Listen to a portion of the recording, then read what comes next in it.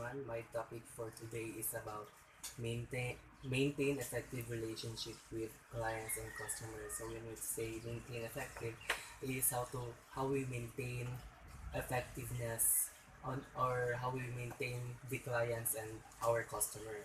So let's go first to the definition of terms. So the first is child and elderly care. So a task of domestic to take care for children from infant through adolescent. An elderly member of the household may also need a domestic worker care. This work may involve bathing, companionship, and assistance with a doctor visit. So the job of a domestic worker is to take care of a child and having the duties and responsibilities. And cleaning involves daily chores, involve cleaning floor, furniture, windows, and all rooms. Doing laundry and ironing may be among duties as well.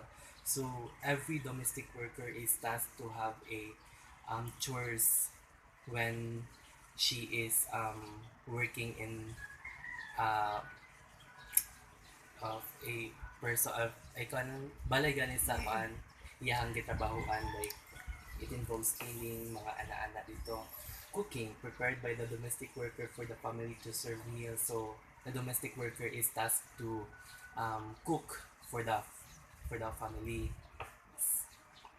Customer, a recipient of goods, services, product, or idea obtained from seller for a monetary consideration. Okay, so customer, muna siya yung mga kanang mo customer nang maintain seller monetary meaning money paan siya gabi siya money. Okay. Description of the service. Sketches of drawing of the service are to be made. A brief description of the service should be specified. Okay, so descriptions should be kanang naadyo na siya, importante po na siya kay para naapod kay kasunod. And domestic helper, persons who render service in the employee's home with such service necessary or desirable for the maintenance and the enjoyment of the living conditions of the employer. So when we say domestic helper, muna siya yung mga OFW nga trabaho sa mga overseas or pwede ra po siya diri nga trabaho. Laundry, done by a housekeeper daily or prepares a schedule to do it. This may involve checking household laundry hampers, which may be a central location in the laundry room. To do laundry, the household separates whites, colors, and delicate apparel. So, common na kayo ni siya sa atong gipangbuhat since pwede po ta mahimong domestic kay mag church mapunta sa ato ang balay. Objectives, the goal you want to achieve. So, mo ni siya yung mga murag sulundon na to para ma-achieve na to ang usa ka butang. Protective paraphernalia most commonly refers to tools and materials used in necessary for a particular activity. So when we say paraphernalia, mo ni siya mga gamit na to nga gamiton para sa pang limpyo. Hygiene refers to the set of practices perceived by a community to be associated with the preservation of health and healthy living. So when we say hygiene, this is cleanliness na kanang nantawon ka kay dili ka hugaw, dili kay kalantawon. Materials, tools, and equipment includes an itemized listing of the materials and supplies needed to complete the service. So mga materials, tools, and equipment ni siya mga need na to for working as a domestic worker. Name of the service refers to the end product of the activity. This should state clearly and cohesively what is to be created as the service. Name of the service kanang unsay kuan like magbibisit ba ka dira, ikaw mo tig bantay sa mga gulang or ikaw mo tig luto ra ana dito. So personal grooming is the act of cleaning, grooming, and maintaining parts of the body as it specifies typical behavior that is controlled by neural circuits in the brain. So muna siya ikaw mo limpyo sa usa ka tawo like baby or an old lady nga dili na siya ka kuan ka tindog na. Personal hygiene refers to practices that leads to cleanliness and health preservation. Okay, so personal hygiene is kanang limpiado imong kuko, sige kag panutbrush ina na kung mag-atubang kag domestic helper. Procedure refers to the process in which the service is completed. A step-by-step instruction is preferred. Okay, so procedure, when we say procedure, this is very common in every activity. Kaya naman dyan tayo sundon nga procedure. Public relations, the practice of managing the flow of information between an organized and its public. Okay, relationship between managing the flow of information. Service plan, a plan that gives directions to any undertaking. Gabalik-balik na siya, so understandable. Shopping, may be a task for the domestic worker. Duties could involves keeping groceries stocked in the pantry and buying household items. The employer needs to give a shopping budget and guidelines to follow. Some workers are responsible for shopping for family clothing and larger scales household items and appliances. So shopping, ikaw na responsible ani kay ikaw may sugo-sugon o papalit og mga pagkaon and mga other stuffs needed for the family. And you can't buy these things if ang kuan employer dili mo hatag nimo kwarta. So he is the in charge of the money and you are in charge of the buying of the kuan products. Uniform, worn by members of the organization while participating in that organization's activity. So uniform mo ni siya mga suoto na to nga para mailahan ta nga worker ta nila na workforce. The labor pool in employment, it is generally used to describe those working for a single company or industry, but can also apply to geographic region like a city, country, and state. So in my understanding lang, I don't know if sa ba kay mo ni siya mamulong og kuan trabaho sa city, country, or state. Okay. Now let's go to the next topic. So it is the professional code of conduct ethics of our household worker. So mo ni siya mga professional code nga mga imuhang personality sa kuan mga imuhang customers. So the primary purpose of household worker profession is to enhance human well-being and help meet the basic human needs by performing a variety of household services for individual or a family. So you have so ikaw mo in charge sa mga imong clients about sa ilahang mga kuan about sa ilahang mga sakit-sakit na.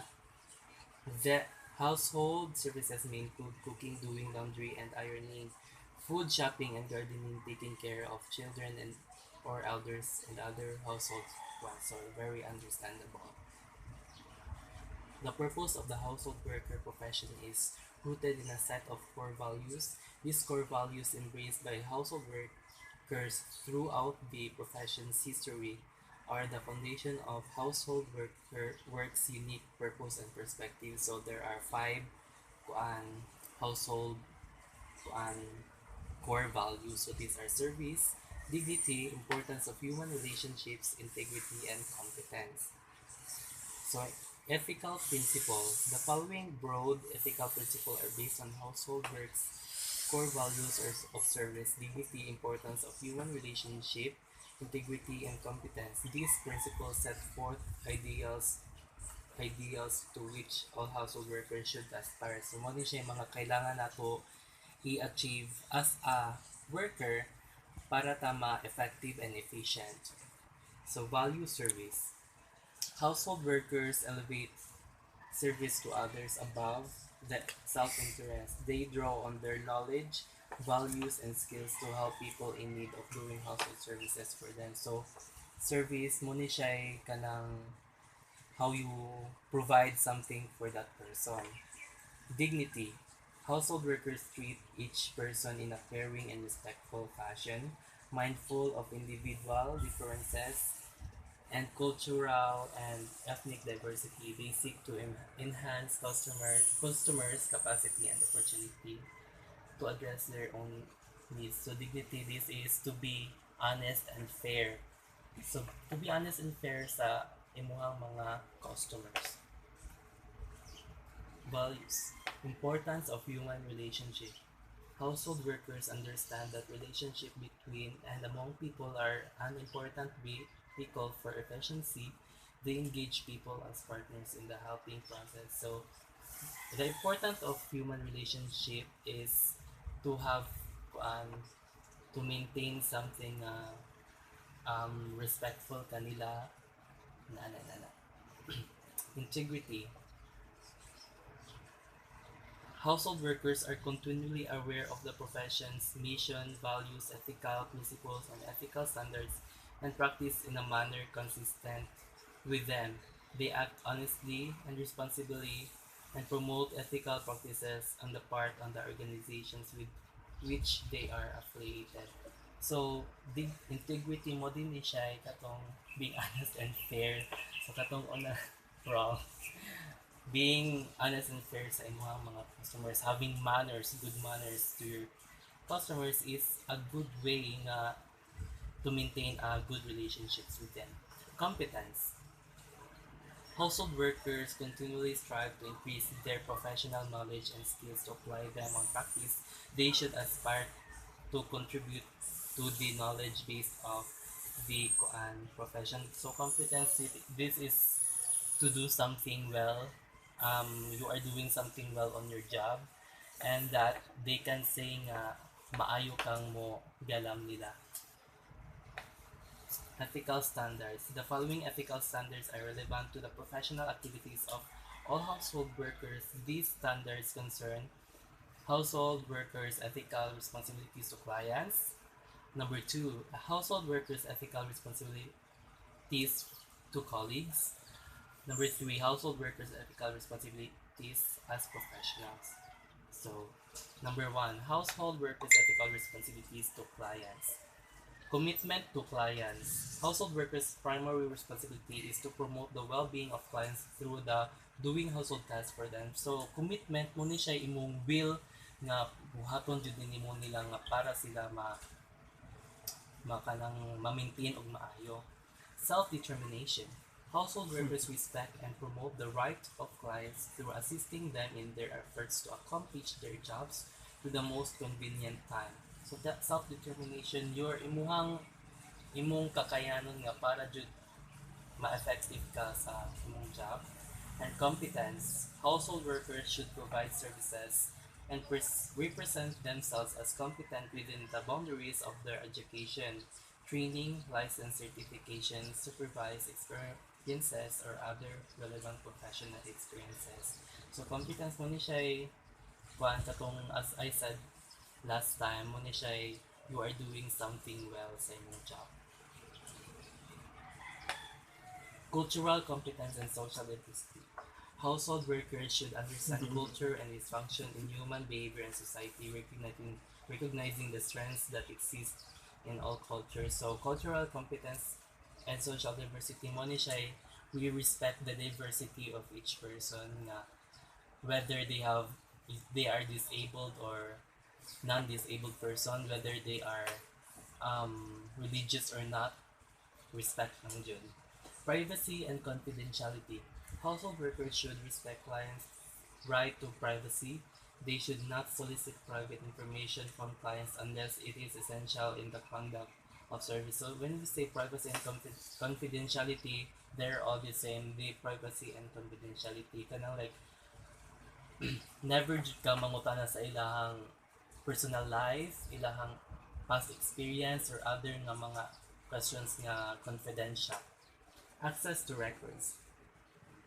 Household workers should provide clients with reasonable access to records concerning the household services rendered. So mga muna siya mga concerns sa mga clients nga imuhang i-record para pod mahatagan nimo sila kuan attention. Sexual relationship.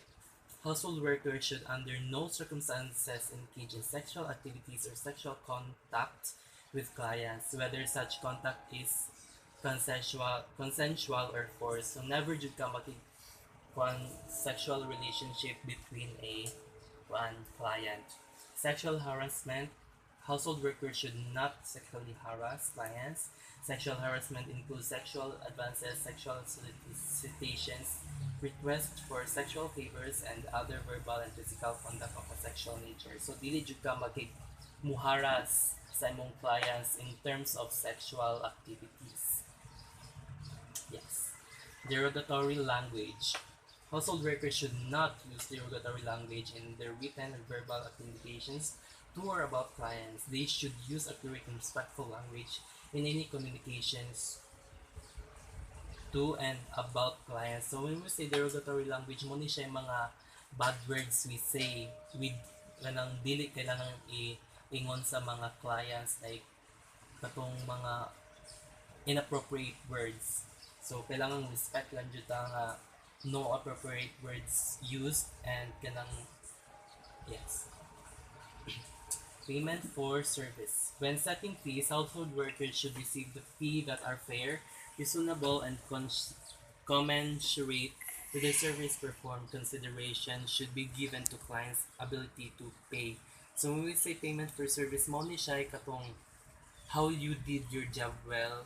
Kung unsa ka maayo ni job, maayo sa imuhang pagtrabaho, mo ko'y kanang fair po sa ilang pagbayad, dili kay maayo kayo niya gamay ilahang kuan gibayad, so that's a no.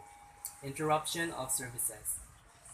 Household workers should make reasonable efforts to ensure continuity of services in the event that services are interrupted by factors such as unavailability, relocation, illness, disability, or death.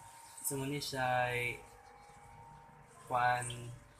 reasonable efforts nga ma-ensure nimo sila nga you have the strength and kanang will nga imo jining buhaton para nila.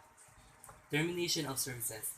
Household workers should terminate services to clients and professionals relationship with them when such services and relationships are no longer required or no longer serve the client's needs or interests. They should take reasonable steps to avoid abandoning clients who are still in need of services. So mo ni siya kung unsa imong nasugdan sa clients, imo jud nang humnon hantud siya kay na-satisfied sa imong pag job niya. Number 2, household workers' ethical responsibilities to colleagues. So respect is the first ethical responsibility. Household workers should treat colleagues with respect and should represent accurately and fairly the qualifications, views, and obligations of colleagues. They should cooperate with household workers' colleagues when such cooperation serves the well-being of clients. So respect, mo ni siya respetuon na nimo ang clients, dili nimo siya panon something inappropriate way. Respect. Confidentiality. Household workers should respect confidential information shared by colleagues in the course of their relationship and work. So, as I said last time, confidentiality is very private and dili jud ka mo mangutana sa ilahang personal back. Consultation. Household workers should seek advice and counsel of colleagues whenever such consultation is in the best interest of clients. So, kung kung galisod ka sa particular nga job nimo, mangayo kag advice sa imong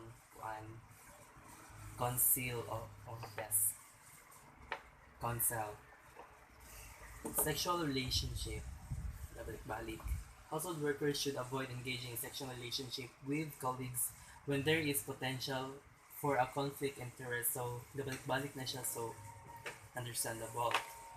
Sexual harassment. Household workers should not sexual harass colleagues. Sexual harassment includes sexual advances, sexual solicitation, requests for sexual favors, and other verbal and physical conduct of a sexual nature. So, nibalik na po siya, so understandable.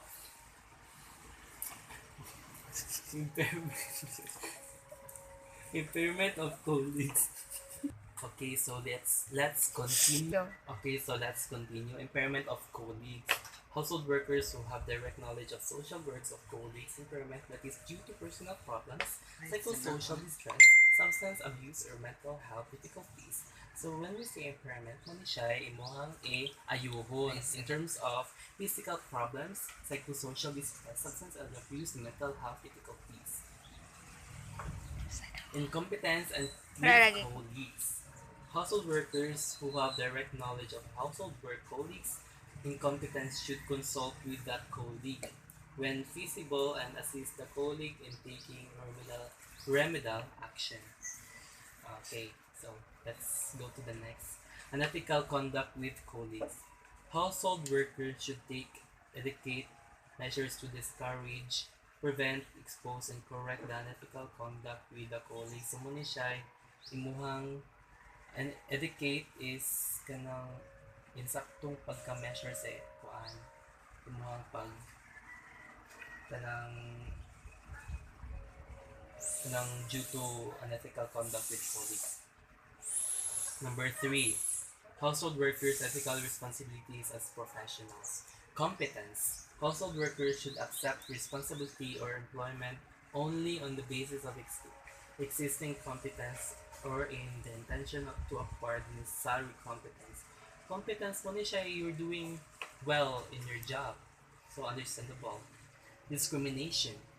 Household workers should not practice, facilitate, or collaborate with any form of discrimination on the basis of race, ethnicity, national origin, color, sex, sexual orientation, gender identity or expression, age, marital status, political belief, religion, immigration, status, and mental or physical disability.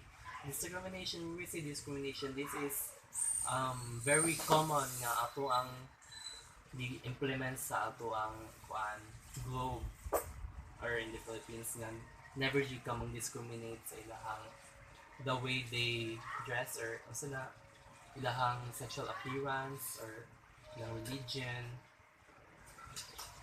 Private conduct. Household workers should not permit their private conduct to interfere with their ability to fulfill their responsibility. So when we say kanang private conduct is their privacy, their life privacy nga dili jud ka mo interfere para lang ma-fulfill imuhang responsibilities. Then dishonesty, fraud, and deception. Household workers should not participate in or be associated with dishonesty, fraud, and deception. So muna siya katong mga dishonesty is not being honest, fraud is kanang what, deception is not real.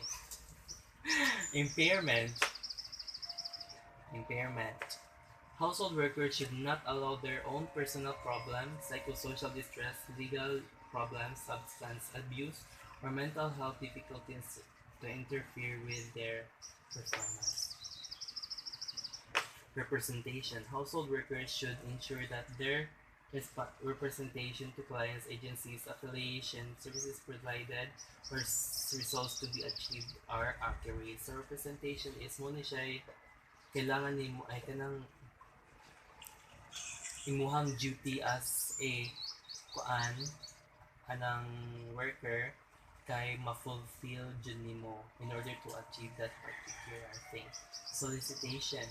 Household workers should not engage in solicitation or of testimonial and endorsement, including the solicitation of concern to use clients prior statement as a testimonial endorsement from current clients or from other people who are vulnerable to undue influence. Okay, so let's go to the next topic. So it is about the uniform, equipment, and paraphernalia of a household worker. So uniform, mga ilahang suoton. Equipment is ilang mga the things needed, and paraphernalia is mga galamiton para sa household worker. Okay, employers may require their domestic workers to wear a uniform, livery, or other domestic worker clothes. When in their employer's residence, the uniform is usually simple. Female servants wear long, plain dark-colored dresses or black skirts with white belts and white blouses and black shoes. So, makakita na mo ani sa next na slide. And the male servants and butlers would wear something from a simple suit or a whole dress shirt often with tie and knickers. So makita ra po ni siya sa next nga kuan slide. So an apron is an outer protective garment that covers primarily the front of the body. It may be worn by hygienic reasons as well as in order to protect clothes from wear in here. Okay, so apron is this is the uses of a household worker na najud siya trabaho sa inyong particular place. So apron is not the same and kanang dili sila pareho sa pang-cooking, lahi na silang duha, so know the difference. A housekeeping shirt and pants is an outer protective garment that covers the body. So this is the example of housekeeping shirt. So lahi-lahi sila, lani siya. Protective paraphernalia most commonly refers to tools and materials used in or necessary for a particular activity. So protective paraphernalia mo ni siya mga gamiton nga para ma-protect ato ang parts sa atong body. Examples of workers' protective paraphernalia. Hand towels used for wiping and drying wet hands. Long sleeves used for covering the arms to protect arms from the heat, dust, and insect bites. Protective mask used for protecting the mouth and nose from inhaling dust and chemicals while working. Understandable. Protective gown used for protecting the dress from dirt. Okay. Understandable. Protective shoes used for protecting the feet from any harm. Understandable. Hairnet used to prevent the hair from falling while at work. Understandable. Long pants used for protecting the legs against dust, heat, and insect bite. Insect bite na siya. Understandable.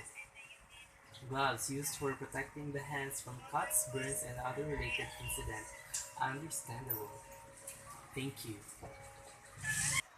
Okay, so my last topic for today is the personal hygiene and good grooming. So personal hygiene is your neatness, imo ang talentado sa inyong lawas. And good grooming is also related to personal hygiene, which is to make it neat and attractive. Personal hygiene and good grooming is all about inviting respect and admiration from others through your appearance and actions. So letter A is personal hygiene. Refers to practices and lead to cleanliness and health preservation. Examples of personal hygiene and practices include hair cutting, shaving, brushing teeth, bathing daily, nail clipping, and etc. Okay, so when personal hygiene refers to these kinds of components na imuhang needed sa inyong body in order for you to be neat and clean. It also refers to good personal appearance. Hygiene encourages personal health. Personal hygiene is the first step to good grooming and good health. It is also an ongoing task. So muna siya first nimong buhaton para in order for you to have a good grooming.